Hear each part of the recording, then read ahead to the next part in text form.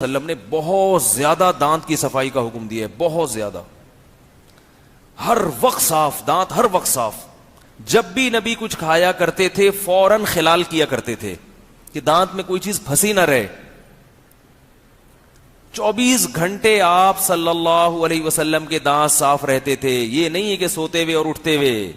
یہ تو گوروں نے مسلمانوں سے سیکھ کے اتنا کر لیا ہے کہ رات کو اور صبح کو، اور اس میں بھی پورے طریقے سے اس کو فالو نہیں کرتے۔ اسلام میں ہر وقت دانت چمکے رہیں۔ کیوں؟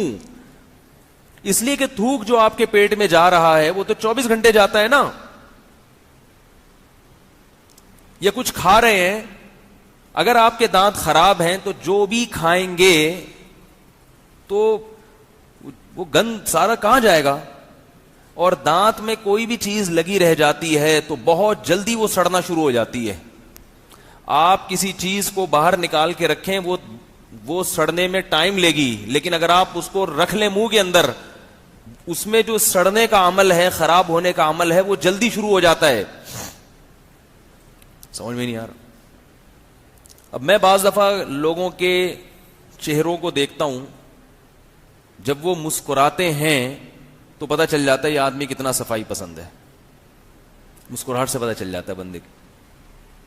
آپ لوگ تو دانت دیکھتے نہیں نا، کبھی دیکھا کریں پبلک کے دانت، کوئی بھی مسکرائے نا تو اندازہ ہو جائے گا یہ کتنا صفائی، اوپر سے چمکا ہوگا، perfume 3 piece suit, tie, fit fought.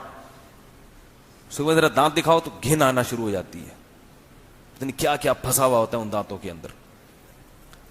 ہمارے نبی صلی اللہ علیہ وسلم ایسی چیزیں استعمال نہیں کرتے تھے جن میں بدبو ہو، اگرچہ وہ حلال ہو۔ حلال ہونے کے باوجود جن چیزوں میں ہیک ہوتی ہے وہ آپ استعمال نہیں کرتے تھے۔ جیسے آپ صلی اللہ علیہ وسلم کلیجی نہیں کھایا کرتے تھے۔ کلیجی خون سے بنی ہوئی چیز ہے، اس میں ہیک ہوتی ہے، حلال ہے، کھا سکتے ہیں، مگر ہمارے نبی نے نہیں کھائی۔ کچا پیاز نہیں کھایا کبھی ہماری نبی نے، حالانکہ جائز بھی ہے، حلال بھی ہے، صحت کے لیے مفید بھی ہے، مگر بھائی منہ میں بدبو آتی ہے۔ امت کو اجازت دی، خود نہیں کھایا۔ اور بہت سی چیزیں ہیں۔ ہمارے حضرت مفتی رشید احمد صاحب رحمہ اللہ تعالی کو کسی نے ماؤتھ اسپرے لا کے دیا۔ ہمارے حضرت خوشبو کے بڑے عاشق تھے، بڑی اچھی مہنگی خوشبو استعمال کرتے تھے۔ تو کسی نے کہا حضرت یہ خوشبو منہ میں جب کریں گے اسپرے تو منہ سے خوشبو آئے گی۔ حضرت فرمایا منہ میں کیوں خوشبو؟ کیوں بھائی؟ یعنی کس وقت؟ تو انہوں نے کہا جب کھانا کھاتے ہیں نا تو کھانے کی بدبو کو ختم کرنے کے لیے۔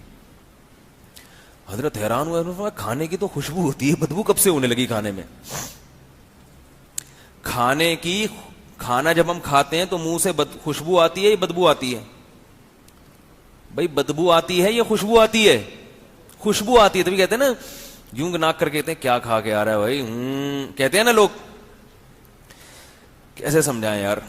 جب کوئی کھانا کھا کے آتا ہے، بریانی کھا کے آیا، قورمہ کھا کے آیا، دال کھا کے آیا، کچھ بھی کھا کے آیا، جائیدادیں کھا کے آیا، بہن کی وراثت کھا کے آیا، تو ہمیں اس کی ناک سے، اگر وراثت میں تو بدبو آئے گی، لیکن جو عام کھانے کی چیزیں ہیں وہ جب کھا کے آیا، میں تو اصل میں مثال دیتا ہوں نا ان چیزوں کی جو کھائی جا رہی ہیں مارکیٹ میں، تو ایک دم میری زبان پہ بہن کی وراثت بھی آ گئی، کیونکہ لوگ اتنے شوق سے کھانا نہیں کھاتے جتنے شوق سے جائیدادیں کھاتے ہیں آج کل۔ تو کھانا کھا کے آیا تو ہم کہتے ہیں نا خوشبو آ رہی ہے بھائی، کیا کھا کے آیا ہے؟ جو شادی شدہ آدمی اگر گھر سے باہر وہ کہیں کھانا کھا کے آئے اور بیوی کو اس نے ٹائم دیا ہو کہ میں گھر پہ آ کے کھانا کھاؤں گا، تو جب گھر آتا ہے تو وہ منہ کو بند رکھتا ہے۔ اگر منہ سے خوشبو آ جائے تو بیگم کیا کہتی ہیں؟ کیا کھا کے آئے ہو بھائی، بڑی خوشبو آ رہی ہے۔ تو کھانے میں بدبو نہیں ہوتی، کھانے میں کیا ہوتی ہے؟ خوشبو ہوتی ہے۔ تو حضرت فرمایا یہ عجیب اسپرے ایجاد کیا ہے کہ کھانے کی خوشبو ختم۔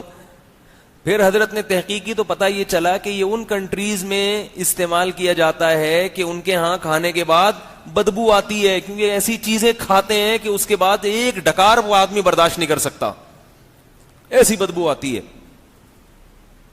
تو آپ اندازہ لگاؤ جو قوم ایسی چیز کھا رہی ہے کہ جس کی بدبو کو ختم کرنے کے لیے منہ میں اسپرے کرنا پڑ رہا ہے، اس قوم کا صفائی سے بھلا کیا تعلق؟ کھاؤ تو کم از کم ایسی چیزیں کہ منہ سے خوشبو آئے۔ گٹکے والے کے منہ سے بدبو آتی ہے، سگریٹ والے کے منہ سے بدبو آتی ہے، شراب والے کے منہ سے بدبو آتی ہے, گٹکے والا صفائی پسند ہو نہیں سکتا. جتنا مرضی نہا لے, ڈیٹول سے نہا لے, تیزاب سے نہا لے, مگر وہ پھر بھی گندا ہے, گندا. معذرت اگر کوئی گٹکے والا بیٹھا ہے پھر بھی گندا ہے وہ. بھائی اوپر سے جتنا مرضی صاف ہو لو, منہ میں تم نے گند رکھا ہوا ہے. اور کیسا اللہ کی پناہ, ایک دفعہ میں گاڑی خراب ہو گئی تھی, لے کر گیا میں.